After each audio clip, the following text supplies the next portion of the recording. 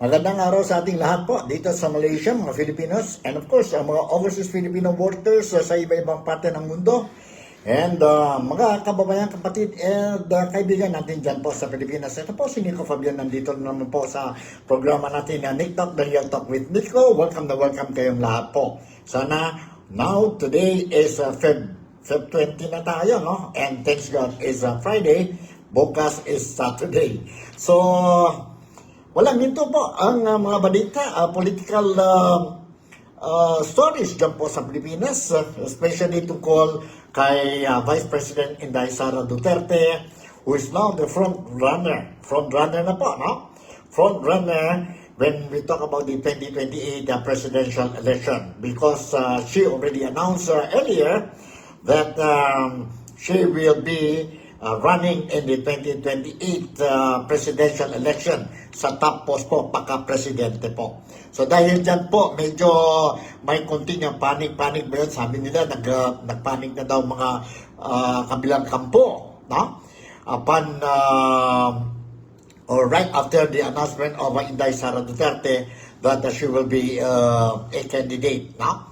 She will be a candidate. Others, maraming mga sabihin natin, mixed reactions po. Some are negative, some are positive. Some are saying, maganda yun po, especially sa mga Duterte, sabihin natin supporters, no?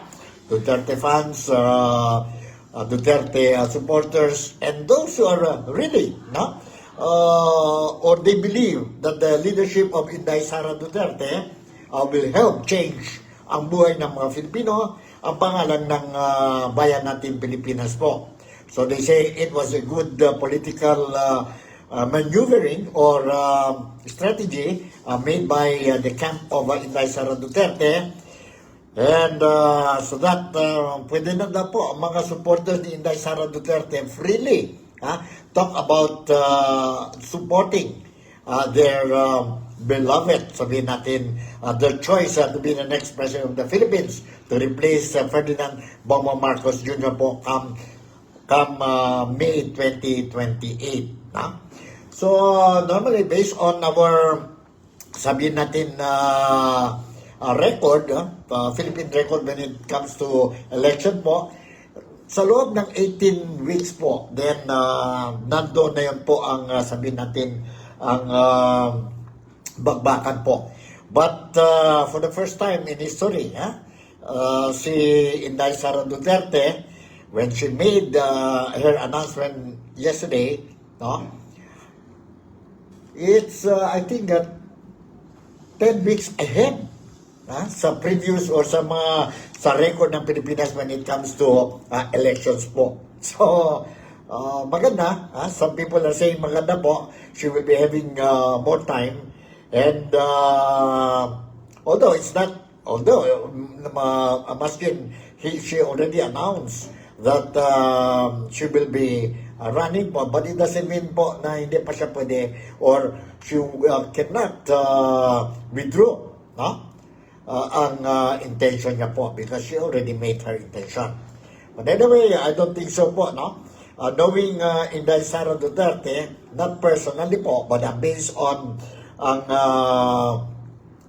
mga movements na po, mga body language, the way she talks, and do her responsibilities po as a vice president and as a politician. Since a politician po, I don't think so. Si Inday Sara Duterte last minute will back out sa election. So let's see what will happen po. So meron tayong dito mga video clips that I have prepared, and of course I'm going to share this with you so that tayo po mga Filipinos dito sa Malaysia, particularly dyan po sa Sabah, Kota Kinabalu, no? Sa Sarawak, sa Labuan, and of course dito po sa West Malaysia, ang capital is Kuala Lumpur, which nandito tayo ngayon po, no? Nandito tayo ngayon, and I will be sharing these things to you. So at least you will have a clear picture po. Clear picture. So let's start with our sabihin natin mga topics natin. And to start with, let's talk about ano ba ito po? Talk about I think this is the 17, 18, 19, fourth day of Chinese New Year. Sana mga friends natin, Chinese communities po, be it in Malaysia or elsewhere po, you are enjoying your celebration po.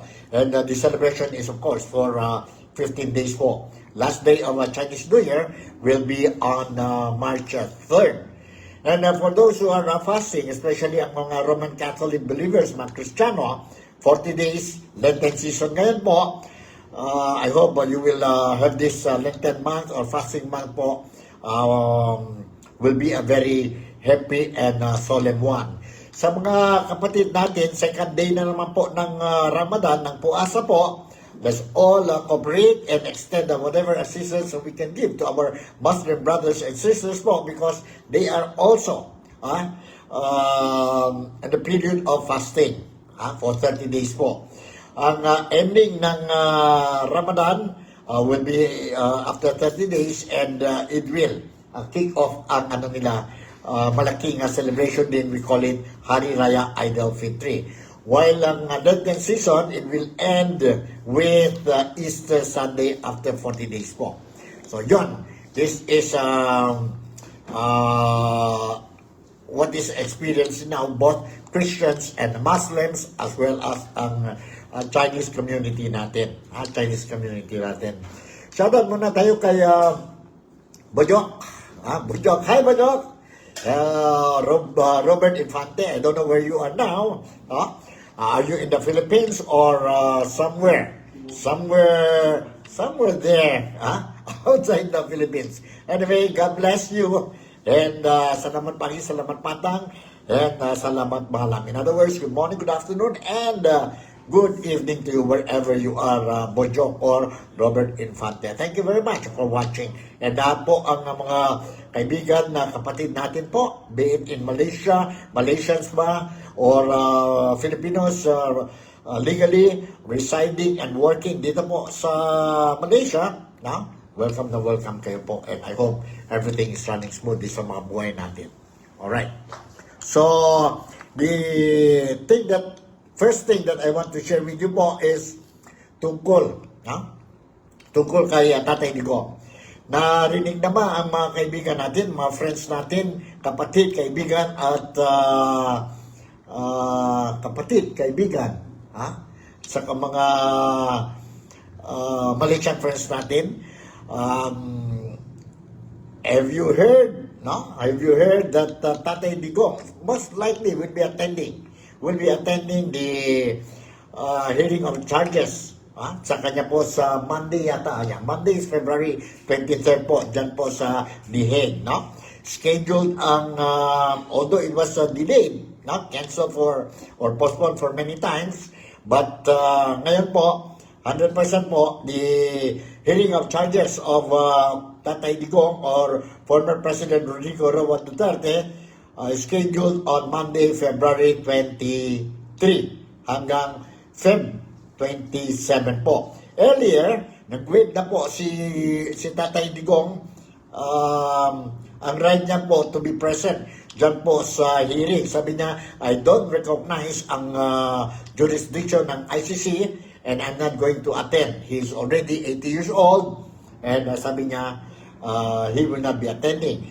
But ang notisya ngayon po, kahapon, ngayon lumabas po, na sabi ang ICC na he has to attend kasi they did not accept ang reasoning ni Tatay Digong for not attending itong scheduled hearing sa Monday po. Sa Monday.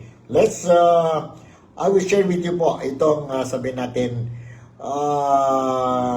ano ba ito, balita ni Tatay Digong po o ng ICC po that he will not be attending. Dito, briefly lang po, International Criminal Court or ICC prosecutors are asking the judges to compel former President Rodrigo Roa Duterte to show up in his own pre-trial hearing next week or on Monday, saying his health arguments have already been settled and his refusal to watch remotely is itself proof of his contempt for the court. The filing signed by ICC Deputy Prosecutor Mame Niang and released Thursday, February 19, came a day after Duterte lawyer Nicholas Kaufman notified the pre-chamber that his client would not appear at the February 26 or 23-27 hearing in person or otherwise. So, yun po. But anyway, let's see po sa Monday because ang ICC did not accept ang rason or reasoning of Tatay Digong for not attending, for his intention of not attending itong ang hearing niya po, no? Hearing of charges ni Tatay Digong sa Monday, February 23rd hanggang 27. Let's see po, I am going to continue to monitor ang situation dyan po sa issue na yun po, and I'll make sure na tayo, kayo po, mga followers sa TikTok, The Real Talk with Nico, you will be properly informed. But before I will forget, don't forget po, ang TikTok, The Real Talk is The Real Talk with Nico. You can find it sa Facebook, sa YouTube, and of course, bago lang po sa TikTok, bago lang sa TikTok. And it is for this very reason that I am asking a little help from you po, kung pwede, like, share, and follow itong TikTok, The Talk with Nico channel natin po. Yan na po ang hingi ko sa inyo po. And the rest, let me do it. I will make sure that you will be properly informed. Hindi man, siguro, I won't be able to give you the breaking news, but whatever news I'm going to share with you po, I can assure you po, is still fresh. Is still fresh mo. Alright, punta na tayo sa issue tungkol itong announcement ni Inday Sara Duterte, Vice President Inday Sara Duterte, that ano daw siya po, no? Sabihin natin, she will be a candidate sa 2028 presidential election.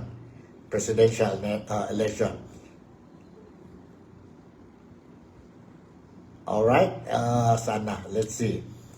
And mayroon tayong mga reaction, continuation nito po, mga reaction ng mga tao tungkol sa announcement ni Inday Sara Duterte. Ang first, sabihin natin na video clip that I want to share with you po, ay, saan tayo saan ba? Mas mabuti. Mas mabuti po. Okay, punta tayo muna po. Si Madam Malu Ikia, one of the well-respected, sabihin natin, analyst, political analyst po, and media personality po. And if I'm not mistaken, nagiging lawmaker din niya po si Madam Marilu Tequia. So, Malu Tequia. So, alright, let me share with you po ang video clip niya. So, at least you will have an idea po kung how she looked at the announcement of Inday Sara Duterte. Saan ba yun?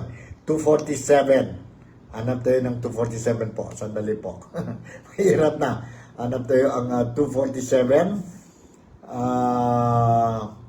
Right, sandali. 247 ba ito? Okay, 247. Nandito po. Let's watch and listen to this.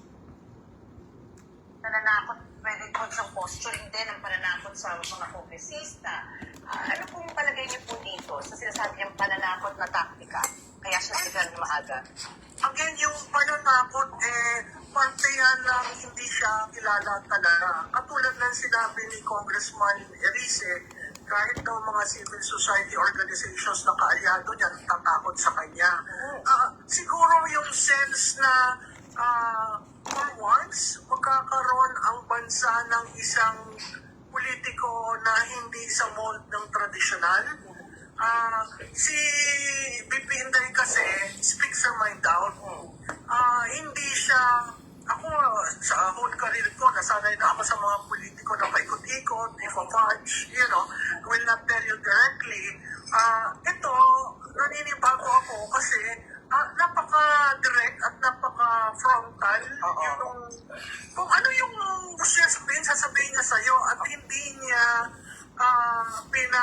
sinalagay sa isip yung, di ba, yung repercussions. Yes, pero, So, tanong mo, Ricky, kung may apat na, may umabol pa, Yes, kagabi, oo. hindi ibig sabihin, pagdami ng impeachment, totoo lahat yung mga sinasabi. Ang binago niya, yung arena. Kung dati, defendant siya ng impeachment. Ngayon, front runner siya sa 2028. So, yung pagpapago ng terrain, kung saan siya gagalaw, ay malaking bagay dahil binibigyan niya ng signal ang mga politiko na magja-judge sa kanya na ako ay kandidato sa 2028. Hindi ibig sabihin kung kandidato ka to, tuloy at ulitan. Katulad sa Amerika, may tinatawag na Presidential Exploratory Committee kung saan ina-explore mo yung possibilities. Ito kay BP Inday, dineclare niya ang intention niya sa 2028. Ngayon, tatakbo ba siya? Depende sa numero, di ba? Depende kung, alam naman natin siya, wala siyang partido, wala siyang pondo, hindi kanya ang COMELEC, wala siyang tao sa baba. So, ang daming gagawin, alam mo yan, ang daming gagawin para maging contender siya. Pero, what's going for her are the results of the survey. Yan, oo. Alright, yan po, no? Ang the way Madam Malu Tikia is looking at the situation ni Inday Sara Duterte. Sabi niya, it doesn't mean that she already announced her intention to run, but it doesn't mean na tatakbo talaga siya po because she has to weigh ang numbers pa po. Remember, si Inday Sara Duterte po is just like the father when the father decided or participated in the 2026 presidential election.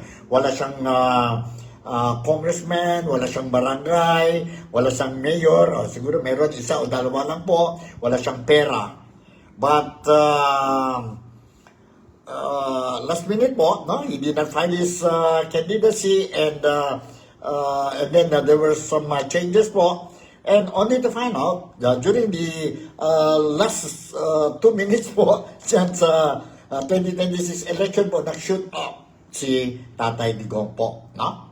And parang parehas din sila ni Inday Sara Duterte. But the difference now is, si Inday Sara Duterte po, nandiyan po sa taas talaga po sa all poll surveys, no? Eh, nandiyan pa rin ang tatay niya po, supporting ang anak niya po, si Inday Sara Duterte po. In fact, mayroon yung mga video clips I saw na si Tatay Digong po is asking sa atin na, sa mga Filipinos po, to support si Inday Sara Duterte for the betterment of all Filipinos and for the country. For the country. Whether you believe or not, no? Kung nasan man kayong kampo, kayo na yung bahala po. What I'm sharing now is what I know and what they said. Wala tayong fake news dito. Ha? Wala tayong fake news dito.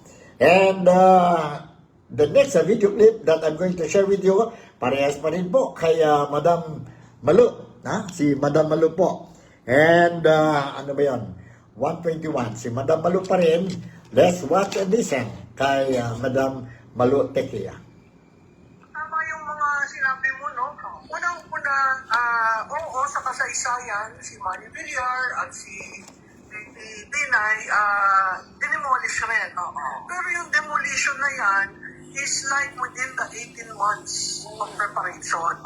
Si BP Inday, na-demolish na, second year pa lang in office. So, doon sa pahayag niya, sinabi na nga niya na may isang linya na sinabi niya, sa unang ilang buwan pa lamang, nakita ko ang hindi pagiging tapat ng administrasyon. At alam kong babalikan ako sa impeachment. So, tapos pangalawa, meron rin siyang sinabi dyan na matagal siyang inaatake ng buong makilarya ng kapangyarihan.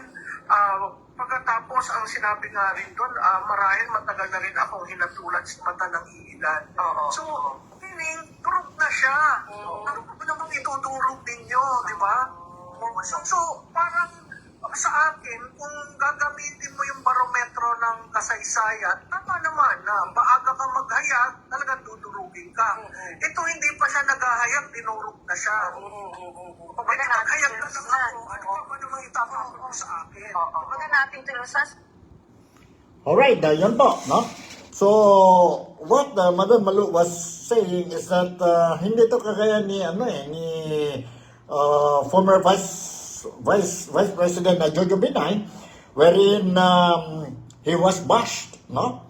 Because he made his announcement early, his candidacy early po, no? But ito si Inday Sara Duterte, ibang-iba talaga ang sitwasyon. Iba-iba talaga ang sitwasyon. Sa ano pa lang, sa mga survey po, nakikita natin po, if tomorrow the election will be held, then definitely, I could say, honestly speaking po, Inday Sara will come out victorious.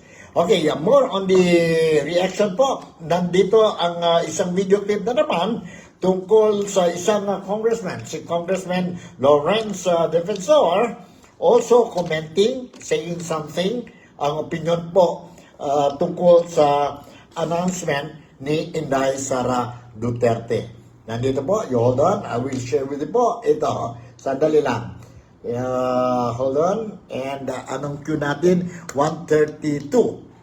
Okay, 1:32, and let's watch and listen to this video clip mo, ha? To this video clip, 1:32. Saan na tayo? 1:32. Alright. Posible talaga yun, Alvin. I am sure it will pass after due deliberations at pagbobotohan. Hindi ko lang masabi kung ano yung numero, pero mas sa aking personal na assessment ay after makinig, sa tingin ko, sufficient in substance ito.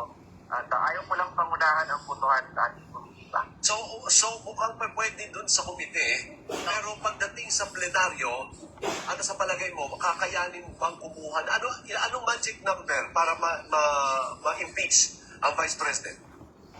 Kailangan at least ng 105 members who will endorse and complain pagdating sa plenaryo. And we cannot discount the possibility na dami ang posibleng mag-endorse nito pagkatapos ng mga hearings sa Committee on Justice. So yung 105 sa iyong pagtadya, is it an uphill climb or they easily kakayanin pa rin ng mga kalyado ng administrasyon ang 105 na bilang? Sabi ko lang, walang 105 ngayon, but there could be a sweeping endorsement during the course of the deliberation and during the plenary debate. Kaya, ano mo, maraming posibilidad, araw-araw nagbabago, at depende din yan how the committee will tackle the impeachment complaint. Alright, yun po. Narinig natin ang audio ni Congressman Lawrence Defensor po, wherein he was touching on the issue of yun na fast track mode, no? Fast track mode. Kasi when you file an impeachment complaint, no, may dalawang mode yun po. One is the fast track mode, wherein if you can get the 1/3 of votes of all the 316 or 318 congressmen po, so itong complaint po, diretso na ito po sa plenary, no? Hindi na ito magdaan sa Justice Committee ng House of Representatives. So, sabi ni Congressman Defensor from Iloilo ito po, no? Si Lawrence Defensor, sabi niya po, at the moment, wala, hindi makukuha nila yung 1/3 or 105 or 106 votes po, nahirapan. Hindi kagaya last year, ang impeachment ni Inday Sara Duterte, hindi lang 1/3, no? Nakuha nila more than 200, more than half of the 300 plus, slightly over 300 plus congressmen sa 19th Congress. So yun po, ngayon nahihirapan sila. So, in the event they won't be able to get this one-third po. In other words, pupunta na yun po sa second mode wherein kagaya what happened to the impeachment of Bongbong Marcos, yung dalawang impeachment ni Bongbong Marcos po, it has to pass Justice Committee of the House of Representatives, and they will be conducting hearings after hearings po to determine whether there is sufficient, whether the impeachment complaint is sufficient in form and sufficient in substance. Sufficient in form and sufficient in substance. Sa palagay ko po, no? Sufficient in form, I think wala tayong problema dyan. Ha? And I think, para sa akin, and to others, no? To others, mga politicians dyan po sa Pilipinas, narinig ko rin po that they say, posible that the Congress, the House of Representatives will impeach Inday Sara Duterte. Itong 4 na impeachment complaint po. Posible they will find sufficient substance sa complaint against Inday Sara Duterte po. That is very possible. That is very possible po. They will pass knowing the fact na may mga tao dyan po, mga congressmen po. But anything can happen because the situation is no longer like last year po. Ngayon, ang mga congressmen, they have to think, especially na-announce na si Inday Sara Duterte that she will be running. So, looking at the situation, si President Bongbong Marcos is coming to this stage of being a lame duck president, and knowing ang galaw ng mga politician natin sa Pilipinas po, kung darating na ang election po, they will be jumping to the a candidate whom they believe na very strong, winnable po. Winnable. So, ganun yung po. Kaya nga, I said, there is no true loyalty, party loyalty sa politiko dyan po sa Pilipinas. Kasi once magbaba na ang presidente, the next president po, majority of these members ng outgoing president po will be supporting the new president po. For obvious reasons po. For obvious reasons. So, okay, yan po ang latest. Meron pa tayo dito sa kanya, no? Kay Mike Defensor, kay Lawrence Defensor po.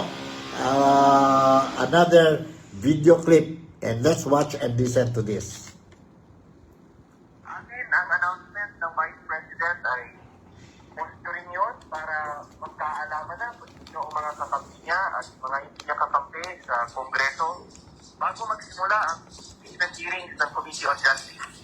Ang sabi ko na sa ngayon, yan sa Committee on Justice, pero sa ngayon walang 1/3 na mag-endorse ng mga impeachment complaints. Hindi natin sinasabi hindi kadami ang endorsers dahil matagal pa naman ang deliberation sa Committee on Justice.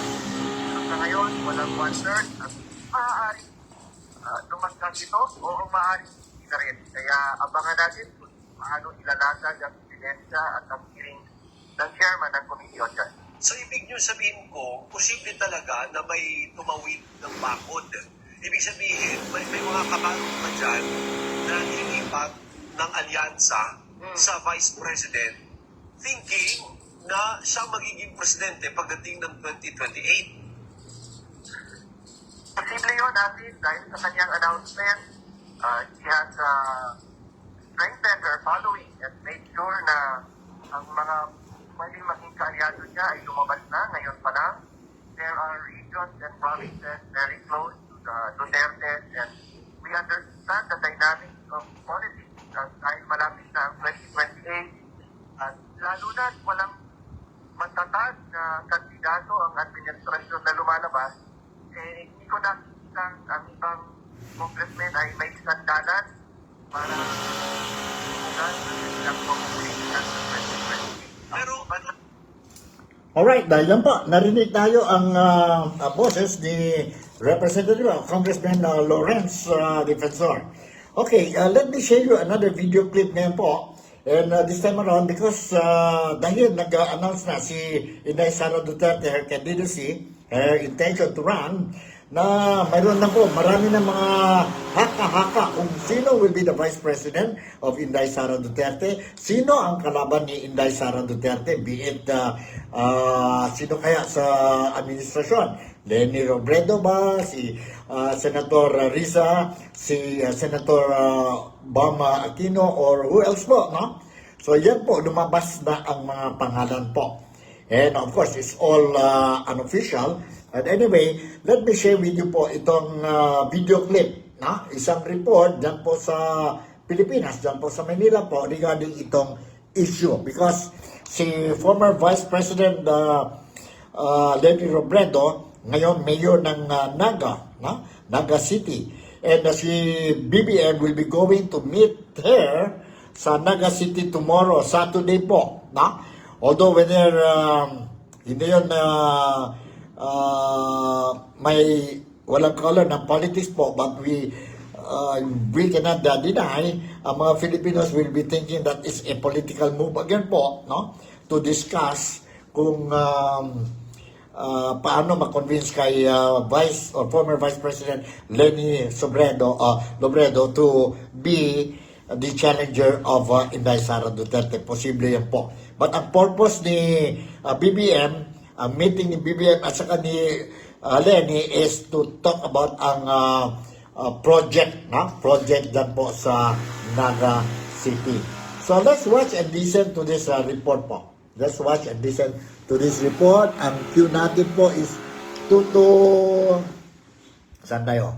2 to 6. Sandali po, ha? Ang cue natin is 2 to 6. Saan na yung 2 to 6? Hold on. Tingnan natin. 2 to 6. Okay. 2 to 6 ba yun? O 256. Baka 256 ito eh. Hold on, ha? Let's make sure para wala tayong problema. 2 to 6. Mayroon ba tayong 2 to 6 dito?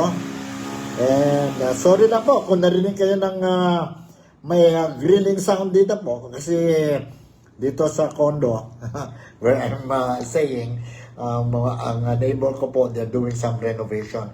Bago lang itong condominium, and ang mga tao dito, they started shifting sa bagong unit nila. But anyway, nandito po, let's watch and listen to this. I hope this is the right one. Ako si Sara Duterte. Tatakbo bilang Pangulo ng Pilipinas. Sa maagang deklarasyon ni Vice President Sara Duterte para tumakbong presidente, nabuo ang iba't ibang senaryo ng posibleng mga kandidato at tambalan sa eleksyon 2028 at lumutang na ngayon ang pangalan ni dating Vice President Leni Robredo. Ako, as I mentioned, the strongest and the chance of Vice President Sara is Vice President Leni. You bet on pursuing her or convincing her talaga? Yeah, of course. She's the strongest, so for the country, she was right. Ayon kay House Deputy Minority Leader Representative Egay Erice, wala raw kasing bahid ng korupsyon si Robredo. Si Robredo rin ang binanggit ni Senador Erwin Tulfo na pantapat kay Duterte sa eleksyon. Dapat si Leni Robredo siguro at saka yung mga samahan niya sa liberal. Ngayong araw din, sinabi ng Malacanang na tiyempong magkikita sa Sabado sina Pangulong Marcos at Robredo na ngayon mayor ng Naga City, kaunay ng Oplan kontra Baha roon.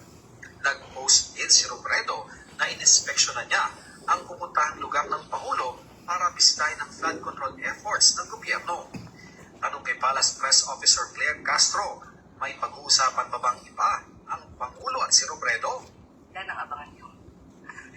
Yun lang po ang ating, yun lang po ang binigay na impormasyon. Dahil nga po ang pinasisimulan nga po ng Pangulo itong Oplan kontra Baha at isa sa mga lugar na kanyang pinatutukan ay ang Naga City. So, yun naman po. Kung ano pang pag-uusapan nila, abangan na lang po natin. Napuna rin na nakasuot si Castro kanina ng pink ang kulay ng kampanya ni Robredo noon. That signals na nililigawan talaga ng administrasyon si Vice President. dating Vice President Leni Robredo. Ikaw naman, nagsuot lang ako ng pink pero naagad mali siya. Wala po. Matatandaan noong Oktubre 2024, nagkaharap na rin sina Marcos at Robredo sa inaugurasyon ng Sorsogon Sports Arena. Tinawag pa ito ni Pangulong Marcos na political reconciliation matapos maging magkatunggali noong eleksyon 2022. Sa mga nag-iisip kung may nabubuang alyansa, sabi ni Castro, Wala po kasi talaga na pag-uusapan tungkol sa pangangampanya o kung sino man ang magiging kandidato sa 2020. Hindi pa po kasi panahon ngayon, napakaaga po pa kasi. sinisika pa ng GMA Integrated News na makuha ang reaksyon ni Robredo sa mga usaping ito. Alright, yun po. Narinig natin ang report galing yan po sa Manila. And remember, Bongbong Marcos, BBM, and Leni Robredo, they ran sa post ng Vice President noon po. Talo si BBM po. No? Talo si BBM. And yung natalo niya po, may mga protest siya po. Recount and recount po. And natalo pa rin si BBM. So, pagdating sa 2022 presidential election, nandyan na naman sila po. And talo din. Nanalo din si BBM dahil kay Inday Sara Duterte. So, tingnan natin po. Is it possible that there will be a tandem or si BBM will be successful in convincing mayor? Ngayon, mayor siya po. Former Vice President and now mayor of Naga City, convince her to be the standard bearer of the administration sa 2028. Let's see po kung matuloy ito po. No? There is no permanent enemies and permanent friends pagdating sa politiko. Pagdating sa politiko, be it sa Pilipinas, be it sa ibang nation po. Ganon talaga po. That's nature. That's nature po. So, okay. Let me share with you another report. Another report which I think kailangan din po. You have to listen to this report po. Nandito. Matatanda ang inanunsyo ni Duterte ang kanyang plano na tumakbo sa pagkapangulo halos 2 taon bago ang halalan. Ayon kay Senior Deputy Minority Leader at Caloocan Representative Edgar Erice, malaki ang tsansa ng oposisyon kung si Robredo ang magiging pambato. Sabihin mo, pinakamalakas niya ng mga kalaban kasi dating Vice President Leni Robredo. Yan ang dapat si Vice President Leni Robredo tumakbo under the opposition, the Liberal Party. I don't think that nakakatino si sasama sa administration. Sa ngayon, lumulutang na posibleng running mates ni Duterte sila Senator Amy Marcos, Robin Padilla at Rodante Marcoleta. May nagsusulong din na makatambal ni Duterte si Baguio Mayor Benjamin Magalog. Ayon sa analyst na si Dennis Coronacion, hindi mahihirapan si Duterte pumili ng katandem. Senator Amy Marcos. Kaya nga lang personally, for me, hindi pa siya advisable considering yung kanyang performance in the last midterm elections. Medyo kulelat siya si Senator Robin Padilla. Kasi kung ibabase natin dun sa pronouncement ng kanyang wife, na parang you don't deserve Robin Padilla. So, baka mamaya ibig sabihin nun, hindi natatakbo bilang senador. Hindi pa natin masasabi kasi hindi pa naman tumatakbo sa national election si Baguio City Mayor Magalong. So, we're not sure kung kaya niya may deliver yung boto na nanggagaling sa Northern Philippines o yung tinatawag na yung Solid North. Pwede rin naman si Senator Marcoleta kung gustuhin niya kasi maganda rin naman ng showing niya Senator Marcoleta noong nakaraang midterm election. So in short, hindi maubusan ng katandem si Vice President Sara Duterte. Kay Robredo naman, ilan sa mga itinutulak na maaari niyang katandem sina Senator Risa Ontiveros at Senator Bam Aquino. Pinabantayan din kung maaaring magkaisa ang dating magkatunggali na si Robredo at Pangulong Marcos, lalo na't may nalalapit na pagkikita ang dalawa sa Naga ngayong linggo. I think the last time that she ran,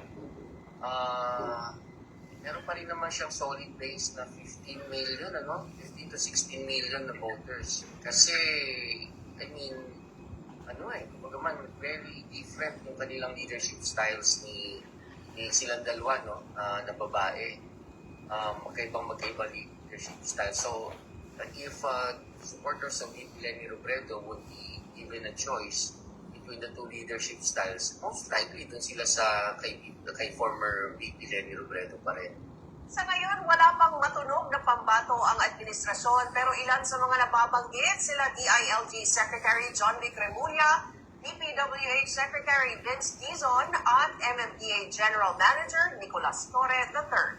So, the Vice President made the first move, and we are now waiting for the move of her opponents.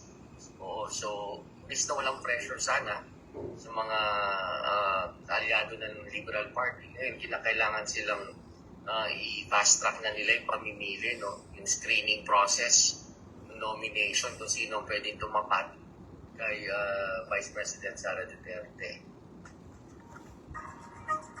Alright, yun po, narinig natin po, dahil sa early announcement ni Inday Sara Duterte, ngayon po, people are talking about, parang malapit na election, they're talking about sino mga tandem na, sino ang kalaban ni Inday Sara Duterte at saka sino ang mga tandem.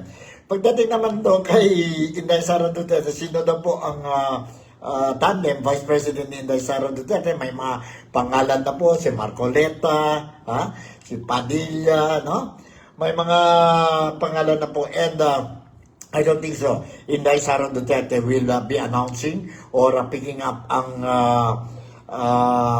tandem na po, ang Vice President na po, that early po. Marami pa siyang time.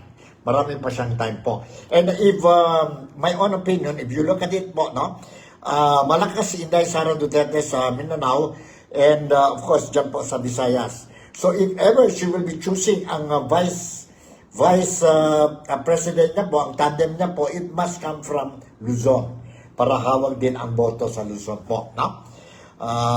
That's how I look at it. Now, sa kabila naman, kung sakali they will choose sino ang presidente ng opposition po, so ang mga pangalan lumalabas ngayon po, the most, sabihin natin, winnable din po, or can give a good challenge to Inday Sara Duterte is no other than the former Vice President, si Lenny Robredo. But Mayor Lenny Robredo of Naga earlier already announced that she is not interested. But anyway, politics is like this. Politics is like this. So, we will see po what will happen. Bukas, she will be meeting BBM, and let's see po. After they quarrel, ngayon, there is a possibility na reconciliation po, for the sake of the 2028 election. Kung hindi si Lenny, si Senator Risa, I doubt po if she can, match ang strength ni Inday Sara Duterte. Sino pa yan dyan po, Si Jovic Remulla. Mayroon pa ang pangalan na si mga potential Vice President or maybe President po, si Secretary Dizon. At saka ito, general na ito po, si Nicolas Torre. Nicolas Torre po. So let's see po what will happen, and tingnan natin. When we talk about kung sakali si Mayor or former Vice President Lenny Robredo, sino kaya po ang tandem ni, kung sakali lang she will run as President, sino ang tandem? May mga proposal po, and one of the names that was mentioned is si Neophyte Senator Erwin Tulfo. Neophyte Senator Erwin Tulfo. And what do you think po? Do you think he will go for it? Or not? Nandito po ang interview sa kanya po, reaction, when he was interviewed dyan po sa Manila and on this issue. Let's watch and listen to this po. Edmond Tayaw, President and CEO ng the political economic elemental researchers and strategists at Professorial Lecturer sa San Beda Graduate School of Law. Magandang hapon po, Prof. Magandang hapon din sa ating mga taga-pakinig. Ano po ang masasabi ninyo dito sa maagang pagdeklara ni VP Sara Duterte ng kanyang pagtakbo bilang Pangulo sa 2028 elections? Ang masasabi ko lang at paitadagdag doon sa mga nauna lang sinabi ng ibang mga naimbitahang magkomento ay ito ay siguro ang magiging assumption ko na lang ang plano ng pangalawang Pangulo finally magkaroon siya ng pagkakataon na sagutin yung mga issue na palagi niyang iniiwasan dati, no? At ito yung tungkol sa West Philippine Sea. Okay, sandali po. Medyo mali yata ng queuing natin. And nandito po si Senator Erwin Tulfo. I'm not interested. Sir, sinasabi sa isang interview na malakas daw na panlaban kay VP Sara kung magkakaroon ng Lenny Robredo, Erwin Tulfo tandem. What is it? Isang political analyst, sir, sa isang interview. Baka na panaginipan niya lang ulo. No, nakakataba po ng puso, pero I don't have plans eh. Whatever it is, yun lang makakalo kayo. At sino ko man dyan, no, I would say thank you. Pero I'm kind of tired. Hindi pa nga tapos 2025. Last year, nakita niyo naman, kaliwat kanan ng patikos, demanda sa Comelec, pero hindi papasukin ko na naman ito. Nakaroon na naman ng issues. Ayaw na po ng family namin ng gulo. Kaya si Sen. Rafi din, gusto niya po re-election lang sa Senate. Eh ako din po, napag-usapan namin. I don't have plans to run for higher office. Ang hirap ko lang pakin. Kawawa yung family mo. Kung ano-ano, mga masters, etc. Yung mga galit sa'yo. Tapos may mga demanda. Kung ulit pa, dinismiss na ng Comelec, paulit-ulit na demanda. Dapat makita ng Supreme Court at dinismiss din naman ng Supreme Court. You can say that categorically that you have no plans of running for VP or President, even if may polls, sir. What if magkaroon ng polls for you? Lamor, marami pa dyan. Tignan muna nila. May mga marami magagaling dyan. I can suggest Makino, Senadora Risa Ontiveros. Marami mga magagaling dyan na mga pwede maging vice ni VP Lenny. Siguro pag wala nang tao sa mundo, ako na lang at saka si Madam Lenny, tsaka papayag. Pero for now, ang dami dyan. Ang dami siguro makikita. Opinion lang po yun ng political. Papasalamat po sa political analyst, pero that's his opinion. Pero we're tired. My family is tired. Mga banat, mga akusasyon, investigasyon. Kita niyo naman, 2025, iwan kanan hanggang sa nanalo na po ako, dinidemanda pa ako. So, no. Wala bang very Alright, yun po, narinig natin nga si Senator Erwin Tulfo, categorically, no. Ayaw niya po. Ayaw niya po. Wala siyang plano to go for a higher position from 2028. And in fact, mayroon pa siya another, kasi bago lang siya eh. So si Senator Rafi Tulfo, according to Senator Erwin, ang kapatid, na ang plano ni Rafi Tulfo po is re-electionist na rin siya po. No? He will not go for further or higher position. But let's see po, anything can happen. No? Anything can happen. Kagaya ngayon po, anything can happen. And what is next to happen now dito po sa programa natin? I just want to say siguro hanggang dito na lang tayo. Hanggang dito na lang muna tayo sa mga issues na ito po, no? Which I would like to share with you po, no? And sana lang po itong mga topics that we discuss, maski paano I managed to give you an idea. Hindi kayo blurred of what is happening ang mga hot issues sa Pilipinas. But don't you worry, I will continue to monitor ang situation sa Pilipinas po, be it on the political side, economic side, or security side. I will make sure po kung may kailangan o may malaking balita po, no? I will make sure that you will be properly informed. Kaya guys, stick to my channel tayo po, Nick Talk, The Real Talk with Nico, and you will be able to be properly updated. In the meantime, siguro nandito na lang ang programa natin. Once again, si Nico Fabian would like to say thank you very much for making me a part of your day-to-day. Enjoy kayo sa weekend, Saturday and Sunday, and be with your family. And let's, since most of us Christians, Muslims are fasting, let us help one another to make this fasting period a solemn and happy one. Sabah, Malaysia, the Philippines, God bless us all. I see you in my next episode. Bye, and I love you all.